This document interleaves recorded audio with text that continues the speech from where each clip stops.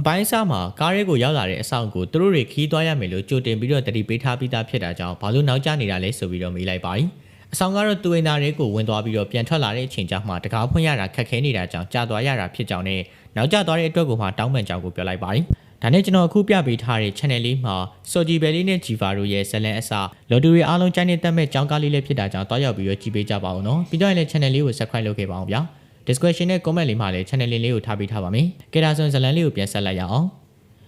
အချင်းကိုမလေးစားတဲ့လုံရက်ဟာလေသူ့ကိုမလေးစားတာပဲဖြစ်ကြောင်းပြောကာတနက်နဲ့ထုတ်ပြီးတော့ချိန်လိုက်တာကြောင့်ဟာနာကလည်းသူ့ရဲ့ခင်မွန်းကိုစိတ်ကိုအေးထားဖို့နဲ့အဲ့ဒီလောက်ခံစားချက်တွေပောက်ကွဲထွက်เสียမလို့ကြောင်းကိုလည်းပြောလိုက်ပါ၏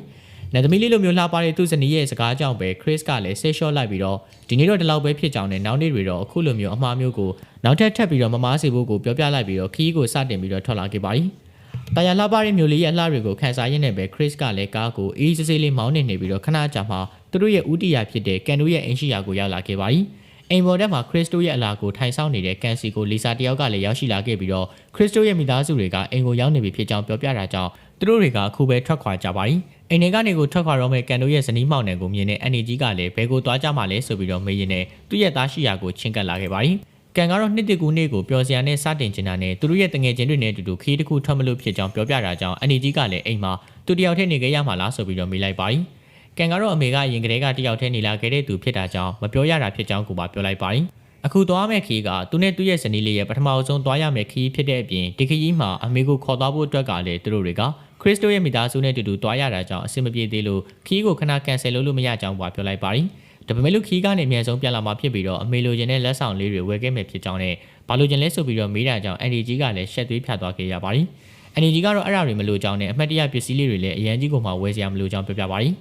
အခုတော့သူတို့တွေကခီးသွားတော့မှဖြစ်တာကြောင့်အိမ်မှာဂီယူဆိုင်ပြီးနေခဲ့ဖို့မှားချနေပြီးတော့လီစာကတော့အန်ဒီကိုအိမ်မှာတေချာလေးကိုဂယူတဆိုင်ဖို့ပြောတာကြောင့်ကန်ကလည်းသူ့ရဲ့အမေကိုရင်းနှီးနှီးကိုမှပြောလို့ရကြောင်းကိုပြောလိုက်ပါ၏နှုတ်ဆက်ပြီးသွားတာနဲ့လီစာတို့နှစ်ယောက်သားကလည်းအိမ်အပြင်မှာစောင့်လို့ခရစ်စတိုရဲ့ကားစီကိုထွက်လာခဲ့ကြပါ၏လူဆောင်ပြီးဆိုတာနဲ့ခရစ်စတိုတွေဟာလည်းသူတို့ရဲ့ဦးတည်ချက်ဖြစ်တဲ့ခီးကိုစတင်ထွက်ခွာလာကြပြီးတော့ကျင်းနူးစရာအစုအဖွဲ့လေးဟာလည်းမြို့ရဲ့အလှပတွေခန်းစားရင်းနဲ့လမ်းတစ်လျှောက်ကိုဖျက်တမ်းလာကြပြီးတဲ့နောက်ဆုံးမှတော့စိတ်ကန်းကိုရရှိလာခဲ့ပါ၏အိမ်မှာတယောက်တည်းကြံ့နေခဲ့တဲ့ကန်ရဲ့အမေကတော့သူ့ရဲ့အမေကိုခေါ်ခဲ့တဲ့လီစာကိုမကျင်တဲ့ဖြစ်နေပြီးတော့အဲ့ဒီစကားကိုကြားရတဲ့အခါမှာစိမသက်မသာဖြစ်ရကြောင်းကိုတွေးတောနေခဲ့ပါ၏လီစာအနေနဲ့ကတော့ဒီနေ့တော့သူ့ရဲ့လက်ကနေကန်ကောင်းစွာနဲ့လွတ်မြောက်သွားပြီမယ်လို့တချိန်ချိန်ကြရင်တော့သူ့သားရဲ့နာကနေထွက်သွားအောင်လို့မရရအောင်လုပ်မှဖြစ်ကြောင်းတွေးတောနေခဲ့ပါ၏မိုးလေးတွေကလည်းတစ်ဖွဲဖွဲရသွန်းနေတဲ့ဆာကူရာမျိုးရဲ့ဘေးမှာဒေမီနီယန်တယောက်ကလည်းသူ့ရဲ့အိမ်ရှိရာကိုကားမောင်းပြီးတော့ပြန်လာနေခဲ့ပါ၏အိမ်ပြန်ရောက်တာနဲ့လေသူ့ရဲ့နတ်သမီးလေးကိုလိုက်ရှာနေပြီးတော့အိမ်ရဲ့အပေါ်တက်ကိုရောက်မှပဲတဘာဝတရားကြီးရဲ့အလှကိုငေးမောကြည့်နေတာကိုမြင်လိုက်ရပါ၏မိုးဆက်လေးတွေကြည့်ပြီးတော့အေးဆေးချင်းနေတဲ့သူ့ရဲ့ဇနီးနာကိုချင်းကပ်လာပြီးတော့ဘာရီများတွေးနေတာလဲဆိုပြီးတော့မေးတာကြောင့်မာယာကလည်းဘာမှကိုမှမဟုတ်ကြောင်းပြောပြလိုက်ပါ၏အခုကစပြီးတော့စိတ်ထဲမှာဘာမှကိုမှမတွေးဘူးနဲ့သူ့ရဲ့ဇနီးလေးကကလေးမရရှိခဲ့ဘူးဆိုရင်တော့မှသူ့အနေနဲ့မာယာကိုဆက်ချစ်နေမှာဖြစ်ကြောင်းအမေနဲ့ကိုမှကာကွယ်ပေးသွားမှာဖြစ်ကြောင်းကိုလည်းတယူတရားနဲ့ကိုမှပြောဆိုနေတာပါစညစ်စရာအကြောင်းတွေကိုမေးပြောက်ပြီးတော့ဒေမီယန်တို့စုံတွဲဟာလည်း TV ကြည့်ကအပန်းဖြစ်နေကြပြီးတော့တကယ်လို့သူသားကလေးမရနိုင်ဘူးဆိုရင်တော့ဒေမီယန်အနေနဲ့တခြားသောမိန်းကလေးကိုလက်ထပ်မှာမလားဆိုပြီးတော့မေးလိုက်ပါရီသူဇနီးရဲ့စီကရုတ်တရက်ကိုမမျှော်လင့်ထားတဲ့စကားကိုကြားရတာကြောင့်ကြောင်တောင်ဖြစ်သွားပြီမယ်လို့သူ့ရဲ့နဲ့သမီးလေးကလွယ်လို့သူကလည်းတခြားသောဗယ်မင်ကလေးကိုမှလက်ထပ်မှာမဟုတ်ပဲနဲ့တယောက်ဆိုတယောက်ပထောက်ဆိုပထောက်ပဲတစ္ဆာရှိရှိချစ်သွားမှာဖြစ်ကြောင်းကိုလည်းပြောပြပါရီမာယာကတော့သူ့ရဲ့ခင်မွန်းအတွက်ကို surprise တစ်ခုပြင်ဆင်ထားတဲ့အတွက်ခဏလိုက်ခဲ့ဖို့ပြောတာကြောင့်သူ့ရဲ့ချစ်စရာဇနီးလေးကဘယ်လိုမျိုး surprise ပြင်ဆင်ထားလဲဆိုတာကိုစကားနှိုက်ကြည့်ပေမဲ့လို့မာယာကတော့သူ့ရဲ့နောက်ကိုလိုက်ခဲ့ဖို့တာပြောပြီးတော့မျက်လုံးကိုပဝါလေးစီးပေးလိုက်ပါရ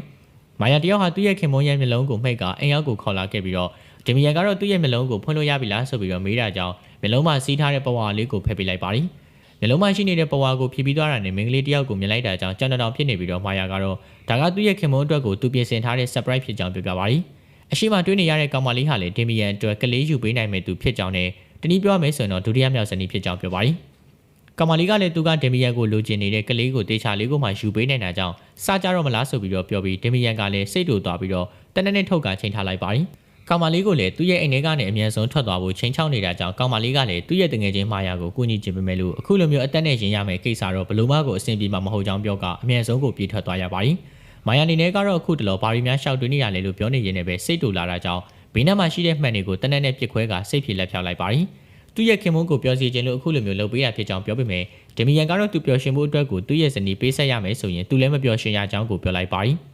သူကိုယ်တိုင်ကလည်းခုချိန်ကစပြီးတော့တေဆုံးသွားသည့်အထိကိုသူ့ရဲ့ဇနီးတယောက်တည်းကိုပါချစ်မြတ်နိုးသွားမှဖြစ်တာကြောင့်ခုလိုမျိုးကိစ္စတွေကိုနောက်ထပ်ပြီးတော့ကိုမလုပ်ဖို့ကိုဖြောင်းပြနေပါရီ အပန်းဖြစ်ခီးထွက်နေကြတဲ့ခရစ်စတိုတွေကလည်းသူတို့ရဲ့ပန်းတိုင်ဖြစ်တဲ့ကျွန်းစီကိုအခုထိကိုမှမရောက်သေးတာကြောင့်ခီးကိုစီစဉ်တဲ့ကန်ကိုဘလောက်တောင်ကြားရအောင်မှလဲဆိုပြီးတော့မေးလိုက်ပါတယ်သူတို့တွေကလည်းမကြခင်ကျွန်းကိုရောက်တော့မယ်ဖြစ်ကြောင်းခံမှန်းကြည့်ကိုပြောပြရမယ်ဆိုရင်တော့နောက်ထပ်10မိနစ်အတွင်းမှာပဲရရှိရောက်မယ်ဖြစ်ကြောင်းပြောပြနေပြီးတော့ဟာနာကပါမကြခင်ကိုရောက်လာတော့မှလားဆိုပြီးတော့မေးတာကြောင့်ကန်ကလည်းသူ့ရဲ့ဇနီးကိုပင်ပန်းနေပြီလားဆိုပြီးတော့ဟာနာကတော့သူ့အဆင်ပြေကြောင်းကိုပြောပြလိုက်ပါတယ်ရှိမှရှိနေတဲ့ကျွန်းကြီးကိုမမြင်တဲ့ကန်ကတော့သူတို့တွေသွားရမယ့်ကျွန်းကဗမာလဲဆိုပြီးတော့မေးနေပေမဲ့လို့ခရစ်ကလည်းသူတို့ရဲ့အရှိမဖြစ်ကြောင်းကိုပါပြောလိုက်ပါတယ်ကန်နဲ့ခရစ်တို့ရဲ့မိသားစုတွေကလည်းကျွန်းပေါ်ရောက်လာတာကိုလူတစ်ယောက်ကစောင့်ကြည့်နေပြီးတော့မဟုတ်တာတစ်ခုခုကိုကြံစီနေပါတယ်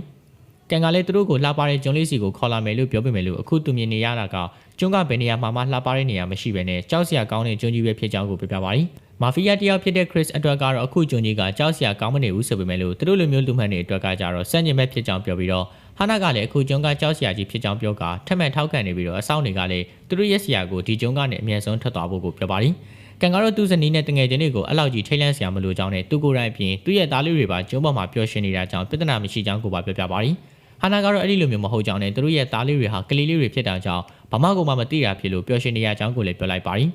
သူ့ရဲ့ဇနီးကိုလည်းကျွန်းပေါ်ကိုမြင်တဲ့အမြင်ကိုမေးကြည့်ပေမဲ့လီဆာကတော့သူကတော့ဘလို့မှကိုမထင်ကြောင်းနဲ့သူ့အတွက်ကတော့ဒီကျွန်းကပုံမှန်ပဲဖြစ်ကြောင်းကိုပါပြောလိုက်ပါတယ်ခရစ်ဟာလည်းအခုကျွန်းပေါ်ကိုရောက်ရှိလာပြီဖြစ်ကြောင်းနဲ့အိတ်တွေကိုမြေပြင်ပေါ်မှာထားပြီးတော့ကျွန်းပေါ်မှာကစားလို့ရပြီဖြစ်ကြောင်းဒီနာကနေဝေးရကိုတော့မတော်ဘူးနဲ့သူတို့ရဲ့သားလေးတွေကိုမှားကြနေပါတယ်ကန်နဲ့ခရစ်တို့ရဲ့မိသားစုကိုစောင့်ကြည့်နေကြတဲ့သူကတော့သူ့ရဲ့ပိုင်နယ်ထဲကိုလူအစ်စ်တွေရောက်လာတာကြောင့်အရန်တွေကိုစိတ်ညစ်လာပါတယ်တာယာလာပါရဲ့ရာသီဥတုလေးနဲ့အတူကန်နဲ့ခရစ်တို့ရဲ့မိသားစုလေးဟာတဲ့အေးစစ်စစ်ကိုမှအပန်းဖြစ်နေကြပြီးတော့ခရစ်ကလည်းသူ့ရဲ့တငယ်ချင်းတွေကိုညစာစားကြတော့မလားဆိုပြီးတော့မေးလိုက်ပါတယ်သူကတော့ဘိုင်းမစားသေးတာကြောင့်မစားသေးကြောင်းနဲ့သူ့ရဲ့ဇနီးကိုတော့မေးကြည့်ပေမဲ့သူကလည်းမစားသေးကြောင်းပြောတာကြောင့်ခရစ်ကလည်းသူ့ရဲ့ဇနီးကိုပါထပ်ပြီးတော့အဖော်ခေါ်ကြည့်ပေမဲ့ငင်းဆန်လိုက်တာကြောင့်ခရစ်ကလည်းဟာတတာကြီးကိုဖြစ်သွားခဲ့ရပါတယ်